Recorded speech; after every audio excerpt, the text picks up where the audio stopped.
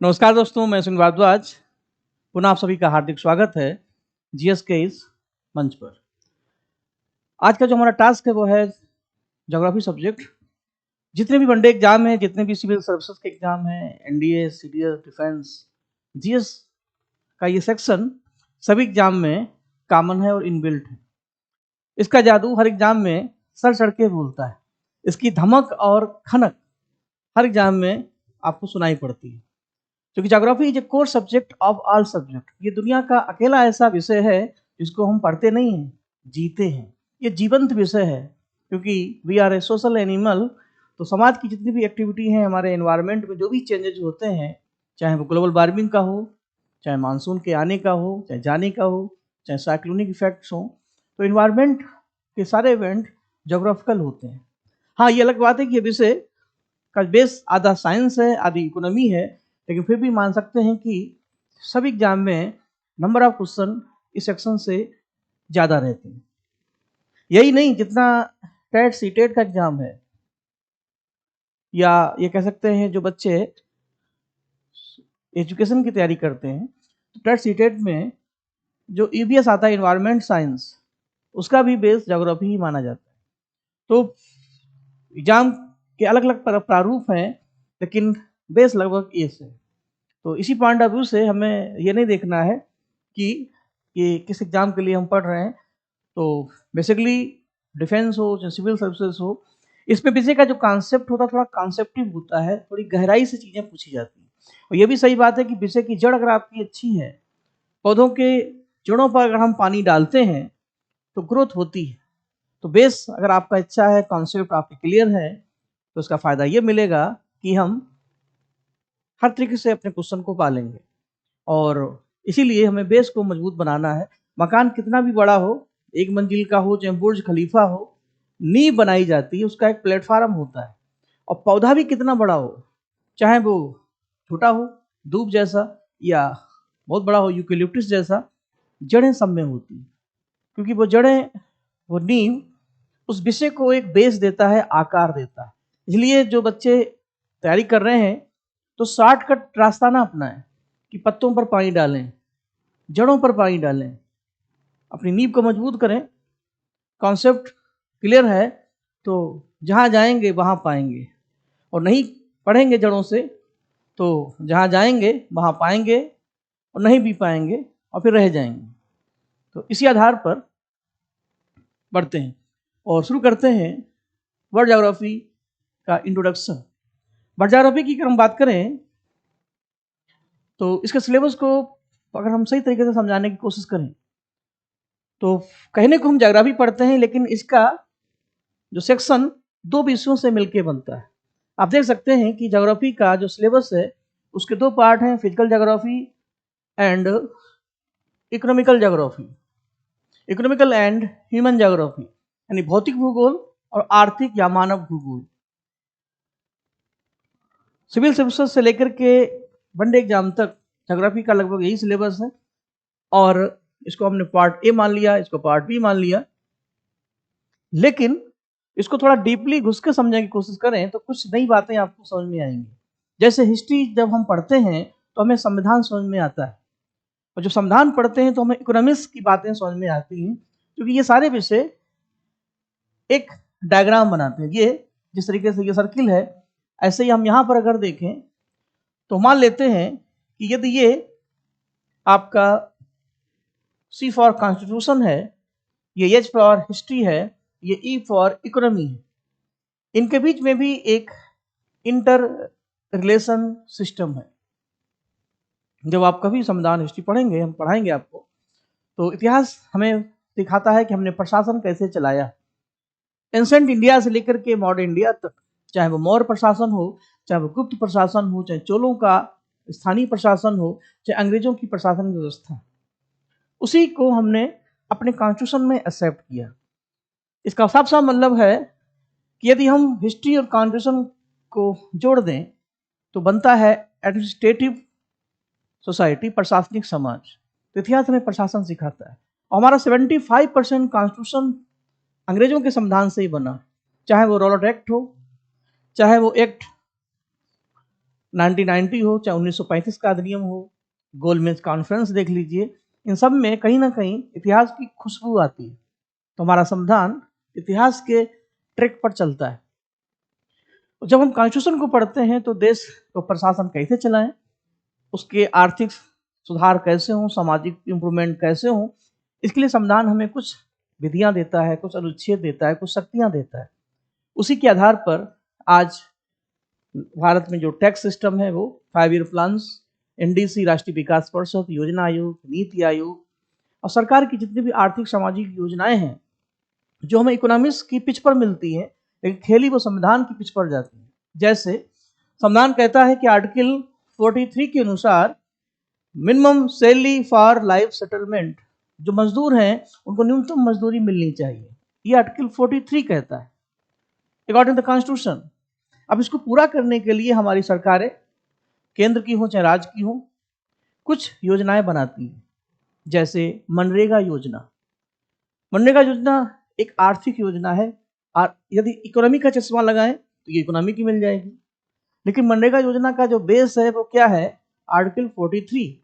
Article 43 कहता है कि सभी मजदूरों को जीने योग्य मजदूरी मिले, इतनी मिले जिससे उनकी जिंदगी सेटलमेंट हो जाए, और नहीं मिलती है तो फिर व्यवस्था करे सरकार। सरकार ने व्यवस्था की।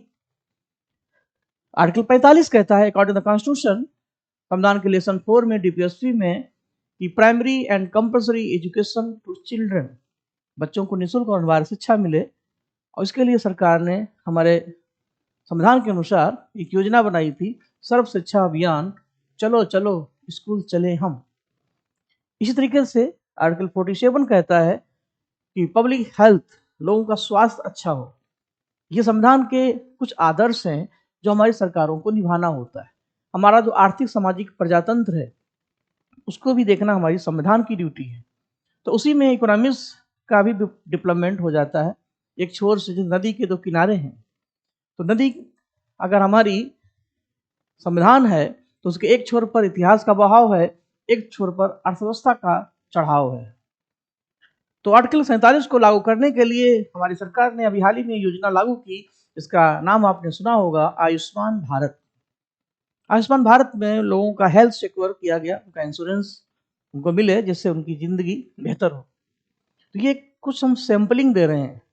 विषय देखने में जीएस के अलग अलग हैं, लेकिन ये परिवार के वो सदस्य हैं जो साथ साथ रहते हैं।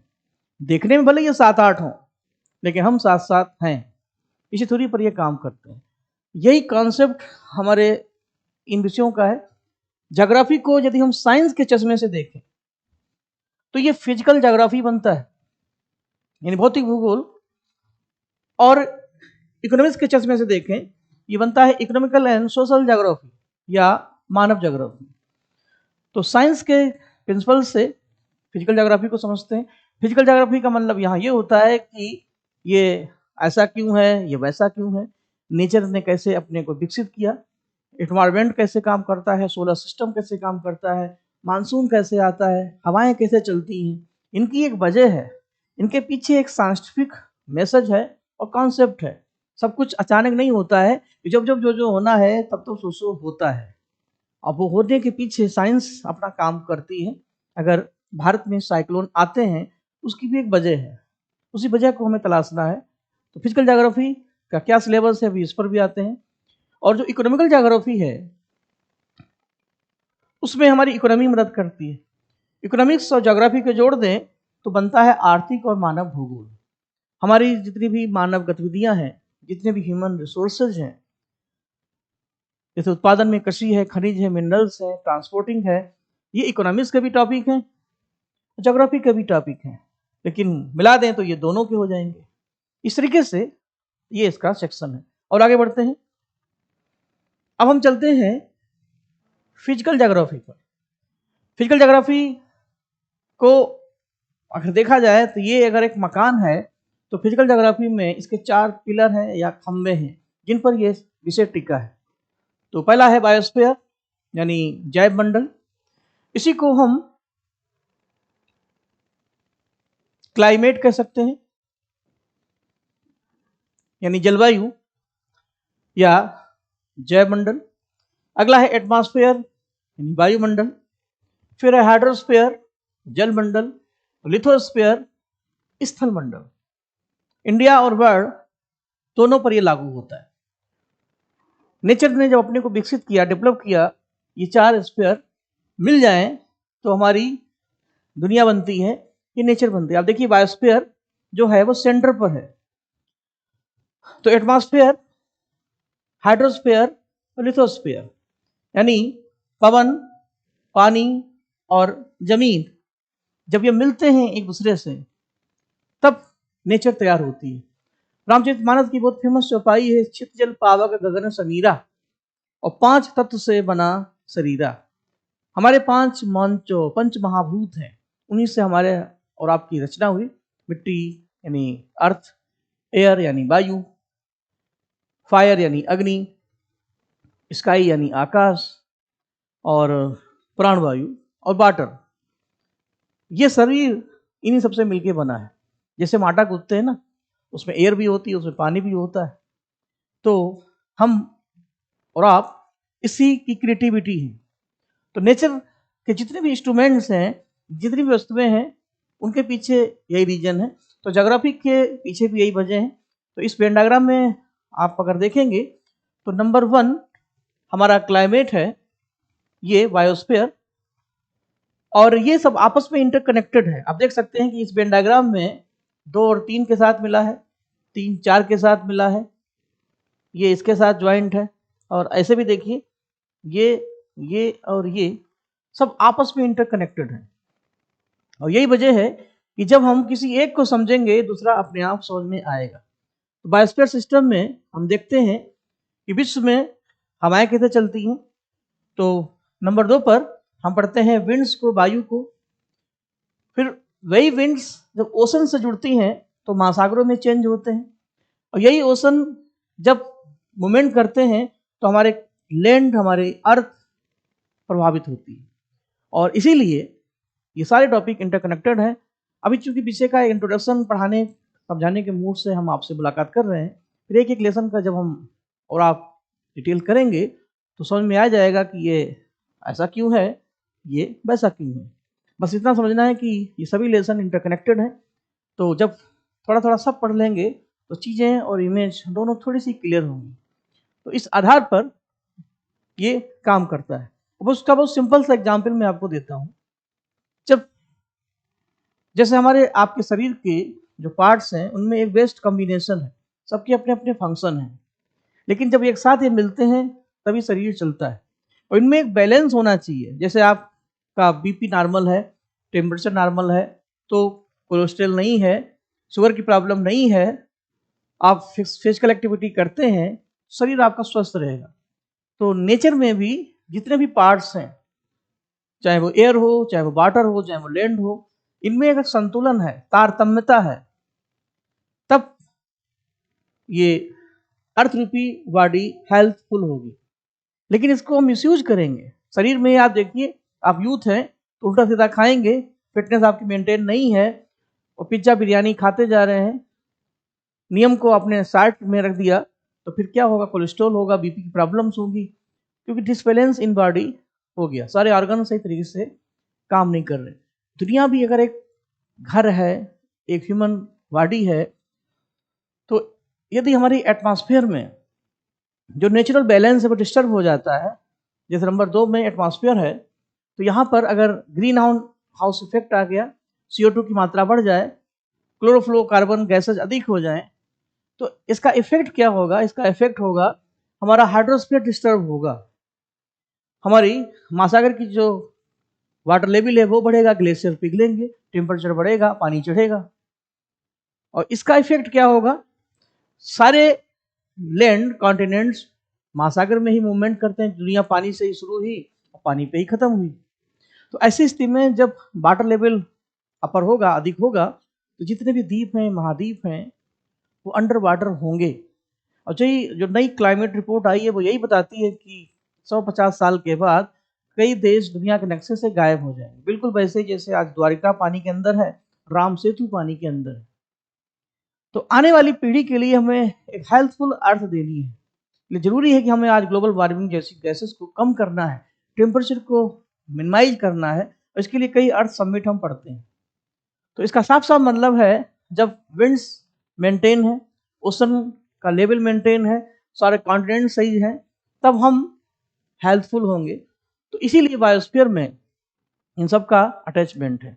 तो बर्ड ज्योग्राफी में जो फिजिकल ज्योग्राफी हम पढ़ेंगे, ये हमारी 4 टॉपिक हैं। अब इसमें क्या क्या पढ़ाना है, इनका क्या सिलेबस है, अभी आइए इसको देख लेते हैं। तो अब जो हमारा सिलेबस है, जो हमें और आपको पढ़ना है, जिसकी रिक्वायरमेंट डिफेंस से लेकर के हर एग्जाम में लगभग रहती है, तो सिलेबस को हमने 2 पार्ट्स में डिवाइड किया है, और जनरली यही होता भी है। तो सबसे पहले फिजिकल ज्योग्राफी, फिर economical and human geography. Physical geography के जो टॉपिक हैं, हमने वही टॉपिक आपको दिए हैं जो जनरली एग्जाम में पूछे जाते हैं, जो मोस्ट वांटेड हैं, जिनकी सबसे ज़्यादा डिमांड रहती है।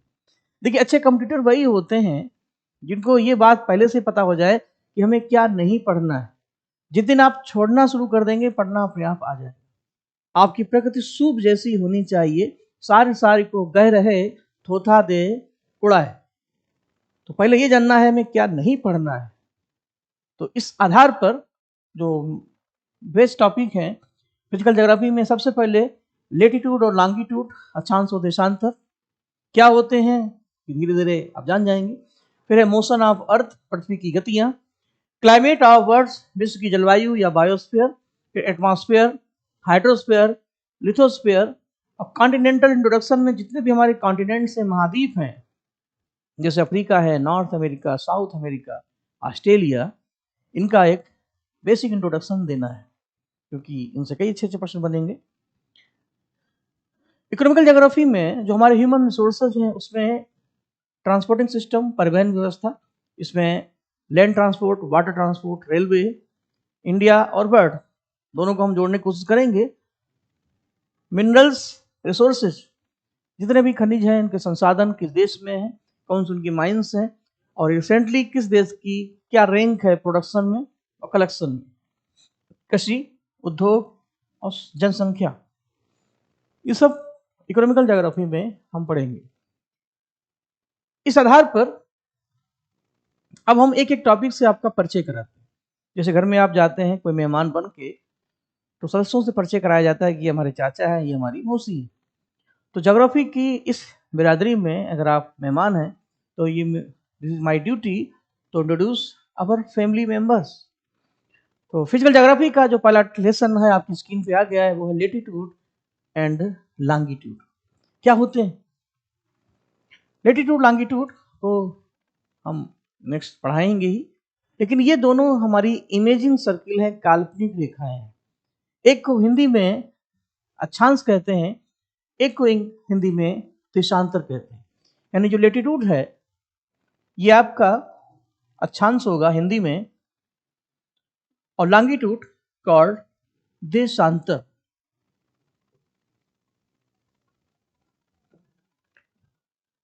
इन दोनों का होना इसलिए इंपॉर्टेंट है क्योंकि आगे की जितनी लेसन है इसी से शुरू होंगे। कंप्यूटर का जैसे कीबोर्ड होता है, उसके बिना सिस्टम हम चला ही नहीं सकते, तो वो पहले जानना जरूरी है। तो जब तक हम ये नहीं जाएंगे ट्रॉपिक ऑफ कैंसर कर्क रेखा क्या है, ट्रॉपिक ऑफ कैप्रिकॉर्न मकर रेखा क्या है, इक्वेटर क्या है, आईटीएल क्या है और आइडियल क्या है, तब तक हम आगे नहीं बढ़ सकते। तो दुनिया को जानने के लिए तो कितनी खूबसूरत है, हमें पहले लेटीट्यूड लॉन्गिट्यूड रूपी कीबोर्ड को चलाना आना चाहिए।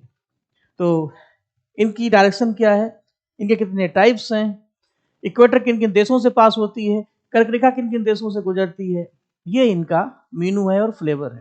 तो एक एक लेसन को थोड़ा थोड़ा सुन भी लेंगे तो थोड़ा सा इजी हो जाएगा। तो नेक्स्ट अगला मेहमान है मोशन ऑफ अर्थ, पृथ्वी की गतियां। एक है रोटेशन, एक है रिवोल्यूशन। रोटेशन को हम हिंदी में बोलते हैं परिभ्रमण,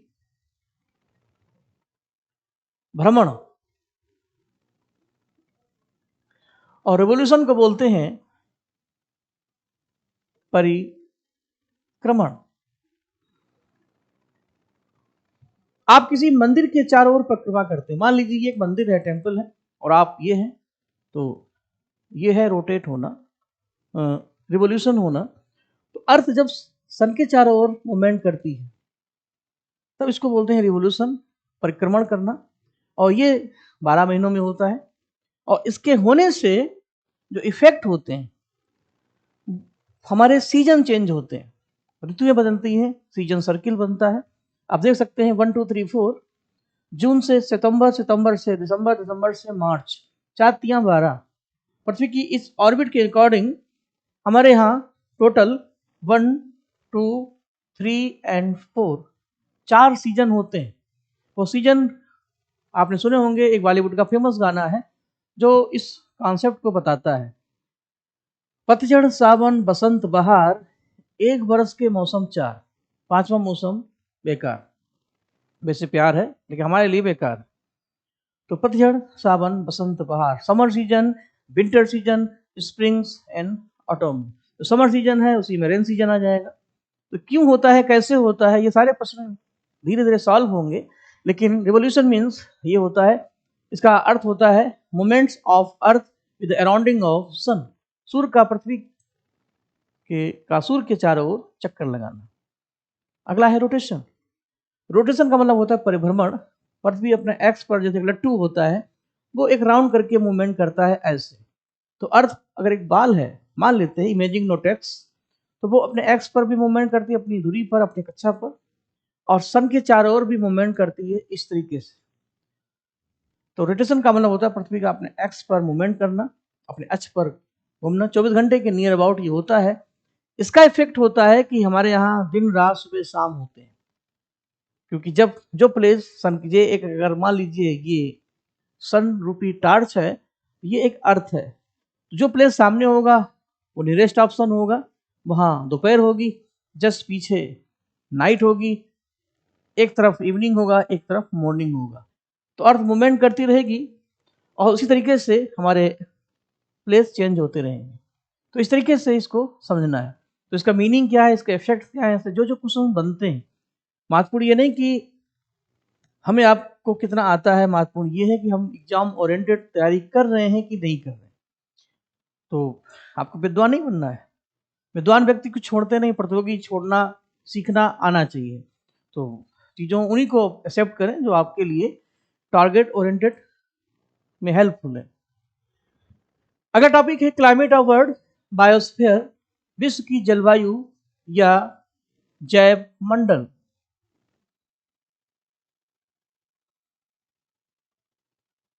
या जलवायु।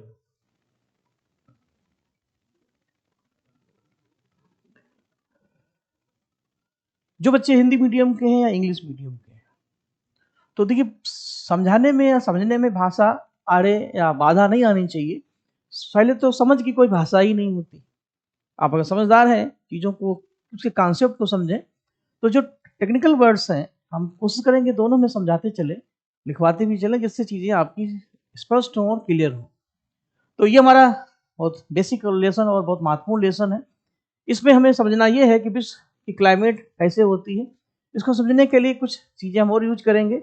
जैसे मान लीजिए कि ये हमारी अर्थ है और ये हमारा सन है, कुछ ऐसे। तो सन की लाइट का डिस्ट्रीब्यूशन पूरे अर्थ में एक जैसा नहीं होगा, कहीं कम होगा तो कहीं ज़्यादा। तो हम मान लेते हैं कि जैसे जैसे हम सन की ओर मूवमेंट्स करेंगे हमारी क्लाइमेट चेंज होगी। तो ये हमारा इक्वेटर है, ये हमारे पोल्स हैं, ध्रुव हैं। तो इक्वेटर से पोल की ओर चलने पर टेम्परेचर चेंज होता है। टेम्परेचर के चेंज होने से हवाओं का प्रेशर चेंज होता है और इसी के बिहेव पर जलवायु परिवर्तन होते हैं। तो इसमें विश्व में टोटल 3 टाइप्स ऑफ क्लाइमेट हम पाते हैं, ट्रॉपिकल, सब ट्रॉपिकल, पोलर। ये हिस्सा पूरा नियरेस्ट ऑफ सन है, तो यहाँ की क्लाइमेट होगी ट्रॉपिकल। ये हिस्सा सन से दूर हो जाएगा तो ये क्लाइमेट हो जाएगी सब ट्रॉपिकल, ऊपर की तरफ कूल। यानी दुनिया अगर एक बाल है तो हमने उस पर कुछ रिंग डाल दिए। इसी चीज को समझने के लिए हमें लेटीट्यूड और लॉन्गिट्यूड पढ़ने पड़ेंगे। ये इक्वेटर है यानी विषुवत रेखा, ये कर्क रेखा, कैंसर, मकर रेखा, कैप्रिकॉर्न, आर्कटिक एंड अंटार्कटिक। ये 5 रिंग है या सर्किल है जो इस पूरे अर्थ को 3 पार्ट्स में डिवाइड कर देते हैं, नॉर्थ और साउथ। तो विश्व में जलवायु के कितने प्रकार हैं और किस किस क्लाइमेट से कैसे कैसे प्रश्न आते हैं। जैसे इक्वेटर क्लाइमेट जो है वो आपकी इक्वेटर के पास है। इस क्लाइमेट में एवरग्रीन फॉरेस्ट पाए जाते हैं, सदाबहार वन। थोड़ा और आगे बढ़ेंगे तो सवाना क्लाइमेट, जहाँ घासेज मिलती हैं। फिर मरुस्थल, तो किस क्लाइमेट से कैसे प्रश्न बनेंगे और उनकी क्या लोकेशन है, उनकी डाइवर्सिटी क्या है, वहाँ की इकोसिस्टम क्या है और वहाँ की प्रजातियाँ कैसी हैं, वहाँ की जनजातियाँ कैसी हैं, ये सारे प्रश्न बनेंगे। तो इसको भी आगे हम लोग पढ़ेंगे। अब अगला जो टॉपिक है जो हमें पढ़ना है वो है वायुमंडल, एटमॉस्फेयर।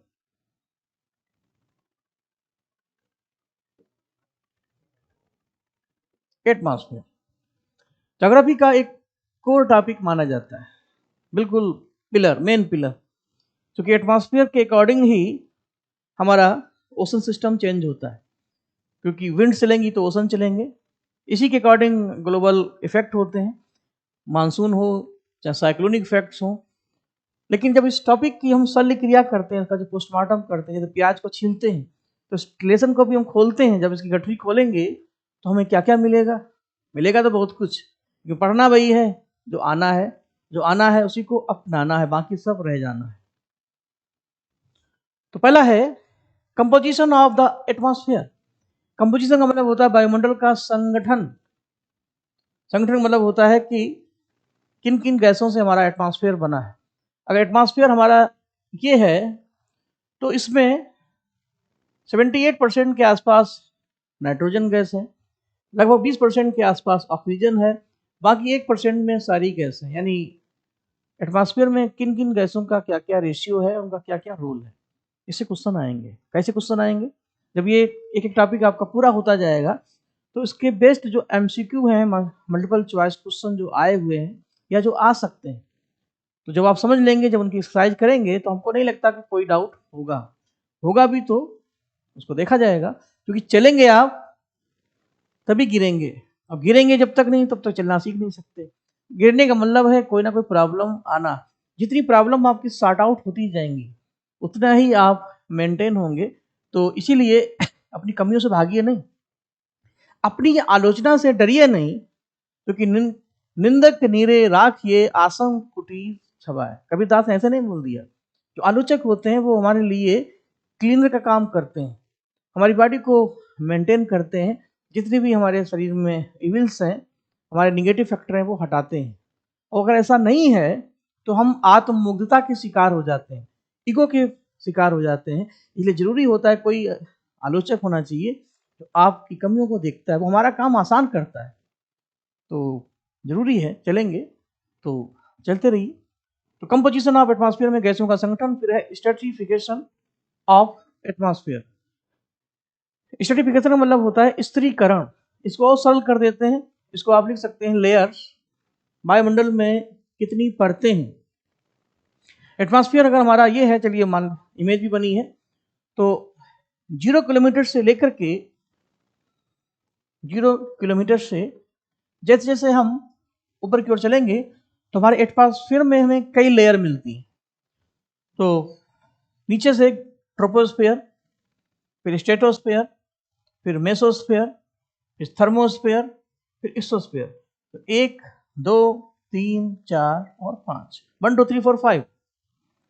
तो सबसे पहली लेयर है ट्रोपोस्फेयर, फिर स्ट्रेटोस्फेयर। इनका जो सीरियल एग्जाम में पूछा जाता है, तो नीचे से चलेंगे टी एस एम,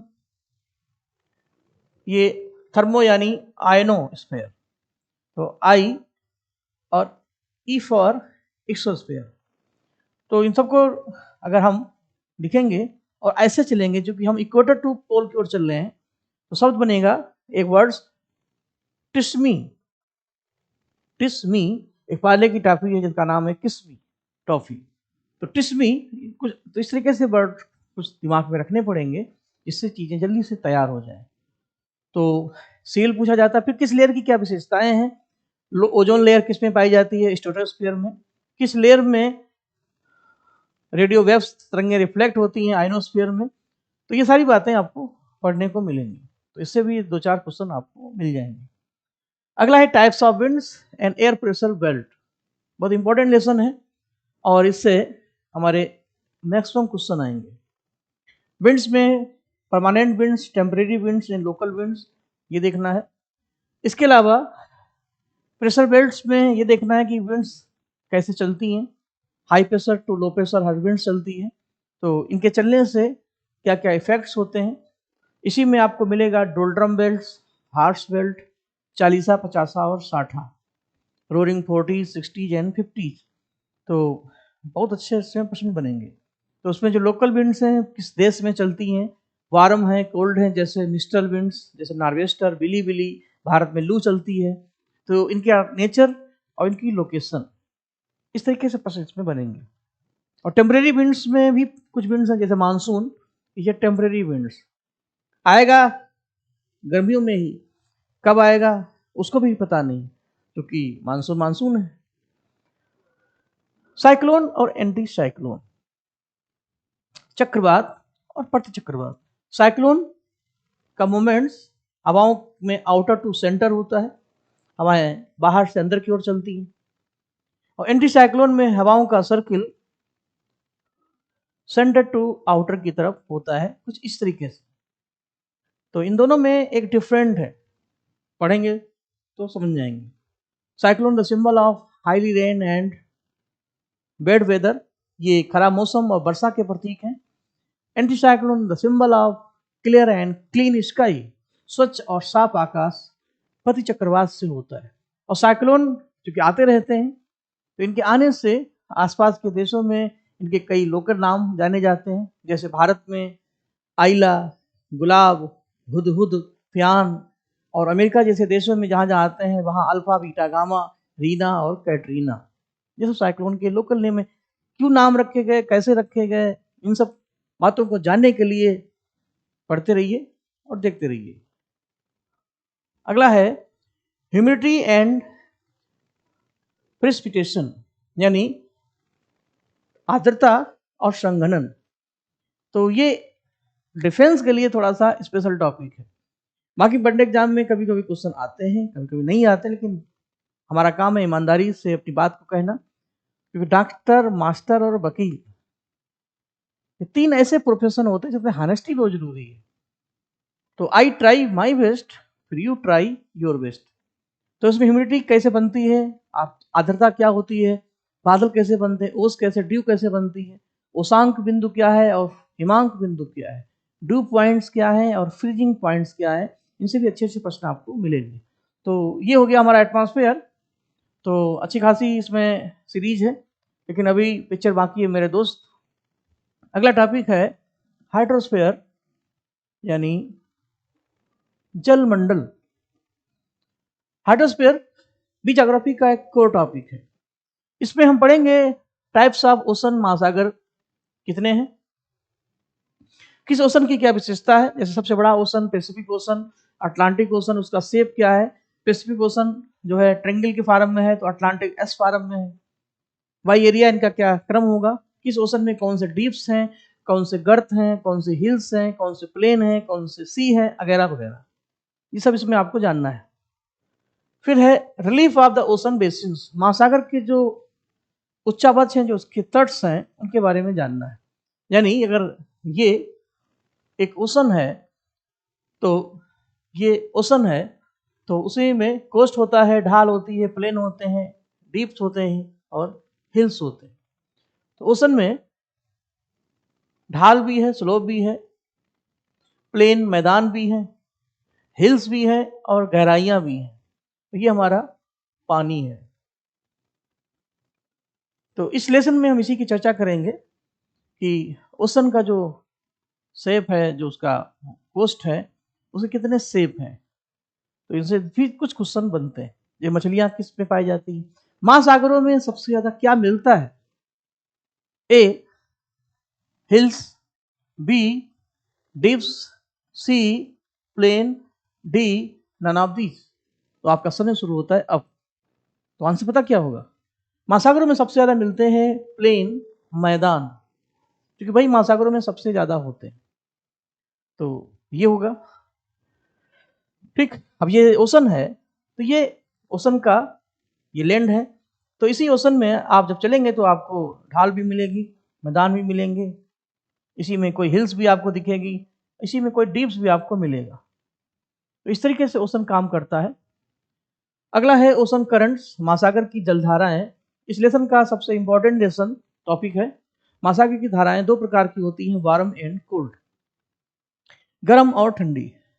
कैसे चलती हैं, कैसे बनती हैं, दो चार क्वेश्चन हम आपको ओरल बोलते हैं, शायद हमारी बात जल्दी समझ में आ जाए। जैसे क्वेश्चन आता है, गर्म गिनी की धारा एक गर्म धारा है, किस महासागर में चलती है? Gulf stream is a warm current flowing in which ocean of world. Gulf stream एक गर्म जलधारा है जो किस महासागर में चलती है? तो इसमें क्वेश्चन ऐसे बनेंगे, करंट दी होंगी, नेचर दिया होगा और मैचिंग से क्वेश्चन आएंगे। करंट दी होगी, ओशन दिए होंगे, मैचिंग से क्वेश्चन आएंगे। करंट दी होगी और लोकेशन दी होगी, लोग मैचिंग से क्वेश्चन आएंगे। तो याद करने से धाराएं एग्जाम तक, जो गर्म है वो ठंडी हो जाएगी, जो ठंडी है वो गर्म हो जाएगी। क्योंकि रटना जब शुरू करेंगे तो हम भूल जाएंगे कि क्या है क्या नहीं है, लेकिन एक बार समझ लिया आपने तो ये जिंदगी भर जैसे चलती हैं वैसे चलती रहेंगी। क्योंकि धाराओं की क्या है, पानी का कोई नाम नहीं होता, पानी तो पानी होता है, जिसमें मिला दो उस जैसा, पानी रे पानी तेरा रंग कैसा।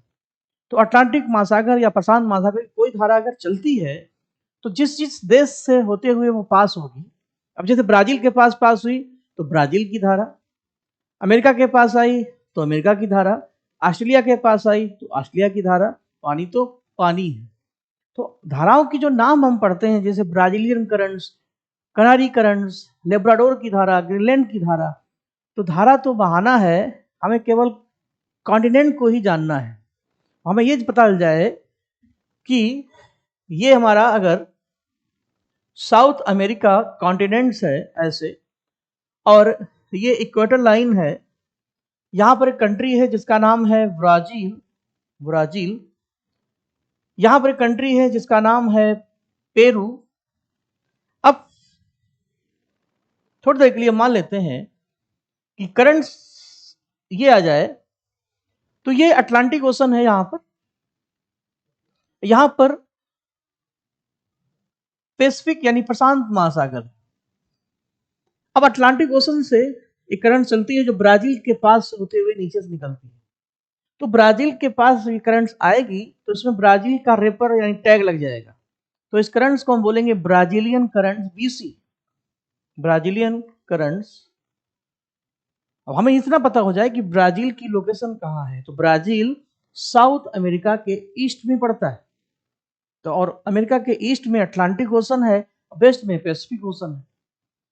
इसी तरीके से वेस्ट में प्रशांत महासागर है, एक कंट्री है जिसका नाम है पेरू, पेरू, पेरू, ये रहा पेरू।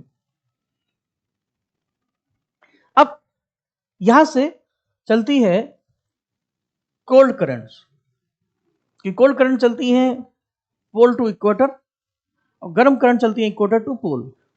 तो मान लीजिए कि ये करंट ऐसे आई, तो पेरू के पास जब करंट गुजरेगी तो इसको बोलेंगे पीसी, पेरू की धारा। इसको खोजा था मिस्टर हम्बोल्ट ने, इसको हम्बोल्ट की धारा भी कहते हैं। तो इस लेसन में देखा जाए तो कुछ नहीं है, समझ लें तो ये हलवा है, नहीं तो ये मरती है, तो समझिए ही, इससे जल्दी तैयार हो जाए। तो पूरा का पूरा ज्योग्राफी साइंटिफिक है, पिक्चराइज है, लॉजिकल है। तो जितना आप इमेज से चीज़ों को समझेंगे ये और अच्छी तरीके से आपकी क्लियर होंगी।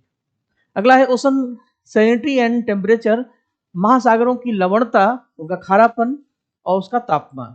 महासागरों में टेम्परेचर जैसा होगा उसी के अनुपात में उसके जो साल्ट हैं, sodium chloride, magnesium chloride, sodium sulphate, bicarbonate, ये होते हैं।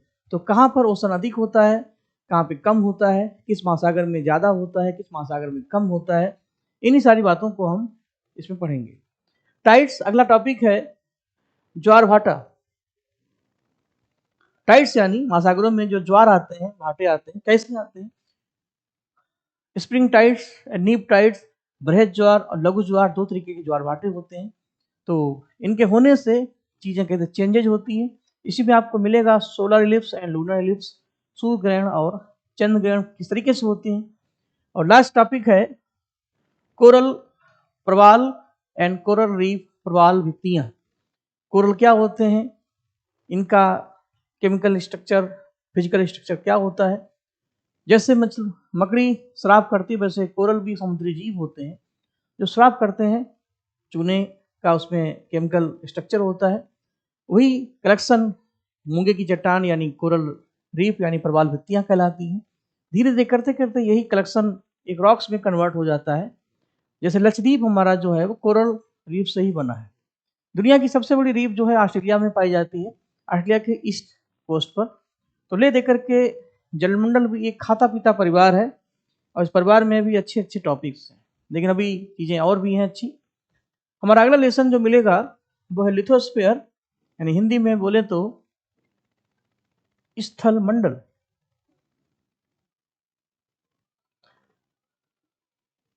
स्थल मंडल इस लेसन में जो इसका जो मीनू है, जो टॉपिक है, सबसे पहले geographical history of the earth. ये कुछ टॉपिक हमने इसमें इसलिए बढ़ा दिए कि स्पेशली जो यूपीएससी के पैटर्न के एग्जाम है, जैसे NDA, CDS, Y group, civil services, यहाँ पर थोड़ी सी गहराई हमें चाहिए। इसमें पढ़ना पूरा है लेकिन अपने मतलब की चीज़ें निकालनी। जैसे दूध में आपको अगर मलाई चाहिए तो दूध पीने की जरूरत नहीं है कि पूरा पी लें। आप दूध को गर्म करें, बस टाइम से उसको देखते रहें, एक समय आएगा जब मलाई आएगी, निकाल लीजिए, दूध छोड़ दीजिए। अब आप भस्मासुर बनेंगे तब दिक्कत। तो कुएं में कितना पानी है महत्वपूर्ण ये नहीं है, महत्वपूर्ण ये है कि हमें पीना कितना है। आपको जितनी जरूरत है उतना ले लीजिए, बाकी छोड़ दीजिए। यही व्यवहारिक ज्ञान है, यही व्यवहारिकता है, यही होना चाहिए। हम लोग कापी किताबें लेकर के लाइब्रेरी बना लेते हैं लेकिन पढ़ते कम है, दिखाते जाता है। तो थोड़ा पढ़ें, अच्छा पढ़ें, थोड़ा खाएं, अच्छा खाएं और सब रखें। तो इस लेसन में हम आपको पढ़ाएंगे अर्थ का स्ट्रक्चर कैसे चेंज हुआ, दुनिया कैसे बनी, इसके कितने कल्प हैं, कितनी एज है, डायनासोर की क्या एज थी, भारत में हिमालय कैसे बना, किस एज में बना। इससे हमें इंडिया को समझने में काफ़ी मदद मिलेगी। तो इसमें आ जाएगा सेनोजॉइक, नियोजॉइक, पेलियोजॉइक, जुरासिक पीरियड। तो किस दौर में कौन कौन सी हमारी मेन इवेंट हुई, तो एक चार्ट उसका बनाएंगे और उसी को हम समझाने की पूरी कोशिश करेंगे। अगला टॉपिक है structure of the earth interior, Hindi में पृथ्वी की आंतरिक संरचना। अर्थ एक प्याज या पत्ता गोभी के समान है, ऊपर से तो प्लेन दिखती है। तरबूज जैसे आपने कभी देखा होगा, ऊपर से हरा हरा दिखता है, लेकिन जब उसको काटते हैं तो अंदर आपको कुछ लेयर मिलती है। तो अर्थ के साथ भी कुछ ऐसे ही। लीजिए तरबूज का पीस हमने पहले ही काट दिया आपके लिए, उल्टा रख दिया, देखिए ये सरफेस एरिया है। और अर्थ को जब हम कट करेंगे तो उसके अंदर रॉक्स के कई चेंजेस मिलेंगे। कुछ रॉक्स ऊपर की होंगी सॉलिड, फिर नीचे आएंगे तो सॉलिड कम लिक्विड और सेंटर लिक्विड फॉर्म में। यानी अर्थ के 3 कोर हैं। अर्थ हमारी ये है, तो यहाँ पर देखिए हुआ भी है, तो इसको हम काट कर दें तो इसके 3 स्लाइस मिलेंगे ऐसे। तो ऊपर की लेयर सॉलिड होती है, बीच की सॉलिड कम लिक्विड, नीचे की कोर, इसको बोलते हैं सियाल, साइमा, निफे, क्रस्ट, मेंटल कोर, एस्ट्रोस्फीयर के ये सब पार्ट हैं। तो इसमें कैसे कैसे क्वेश्चन महत्वपूर्ण है, कैसे कैसे प्रश्न आ चुके हैं, पहले आप समझ लीजिए, फिर हम प्रैक्टिस जब कराएंगे तो उम्मीद करते हैं जो आया है वो भी समझ में आ जाएगा, जो समझ में नहीं आता है वो भी आ जाएगा। आगे रॉक्स, चट्टाने के टाइप्स कितने हैं, उनका क्या नेचर है, उनकी क्या कैरेक्टरिस्टिक्स हैं और क्या डिफरेंट है। रॉक्स बेसिकली 2 ही प्रकार की होती हैं, आग्नेय और सेडिमेंट्री रॉक्स यानी अवसादी चट्टान। लेकिन इनका जो टेम्परेचर चेंज होता है तो ये बन जाती है मेटामॉर्फिक रॉक्स यानी रूपांतरित चट्टानें। तो कौन सी आग्नेय रॉक्स हैं, कौन से अवसादी हैं, इनका क्या नेचर है, इन्हीं सारी बातों को समझना है।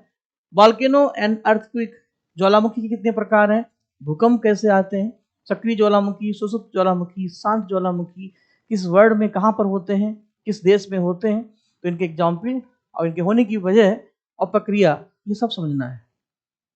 माउंटेन यानी पर्वत, प्लेटू यानी पठार, प्लेन यानी मैदान, लेक्स यानी झीलें और टोपोग्राफी। तो ये जितने भी लेसन हैं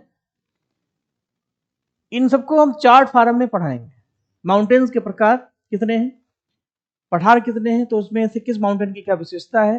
जब ये सारा जब आप पढ़ लेंगे फिर हम एक एक कॉन्टिनेंट्स को अलग अलग पढ़ाएंगे और सब कुछ सही रहा। अगर आप हिमालय इंडिया भी पढ़ेंगे तो हिमालय कैसे बना, ये बातें समझ में आ जाएंगी। अंत का लेसन है टोपोग्राफी, इसके बारे में थोड़ा बताना पड़ेगा। टोपोग्राफी को हिंदी में हम बोलते हैं स्थल की आकृतियां। हवाएं जब चलती हैं तो एक लैंड में क्या क्या चेंज होते हैं। अब जैसे मान लीजिए पर्वत है, उसके ऊपर नदी चलती है, जो नदी लगातार चलेगी तो पर्वत का शेप चेंज होगा कि नहीं होगा, बताइए। ये अगर माउंटेन है, अब कोई नदी ऊपर से आ रही है, चलिए नदी भी ले आते हैं, ये लगातार ऐसे बह रही है, तो नदी जब चलेगी तो नदी का पानी देखिए कितना विनम्र होता है, जिसमें मिला दो उस जैसा, पानी रे पानी तेरा रंग कैसा। लेकिन वही पानी जब एक हो जाता है तो अपनी विनम्रता छोड़ देता है, और जो सामने आता है वो चूर चूर हो जाता है। यही पानी जब चलता है तो पहाड़ों तक को नहीं छोड़ता, अपने बहाव में ये चट्टानों को उड़ा देते हैं और बना देती हैं इस तरीके से घाटियां। तो नदियों के होने से पहाड़ों पर वैलीज बनती हैं, घाटियां बनती हैं, आई आकार के सैप बनते हैं। तो ये नदी का यांग फॉर्म है, जब नदी युवा होती है, युवावस्था आंधी और तूफान की अवस्था होती है। तो नदियां जब पहाड़ों पर युवा होती हैं तो आई आकार की और बी आकार की घाटियां बनाती हैं। तो ऐसे ही पवनें जब चलती हैं तो मरुस्थलों को चेंज करती हैं। ऐसे जमीन के अंदर जो हमारा अंडरग्राउंड वाटर है उससे भी हमारे शेप चेंज हो जाते हैं।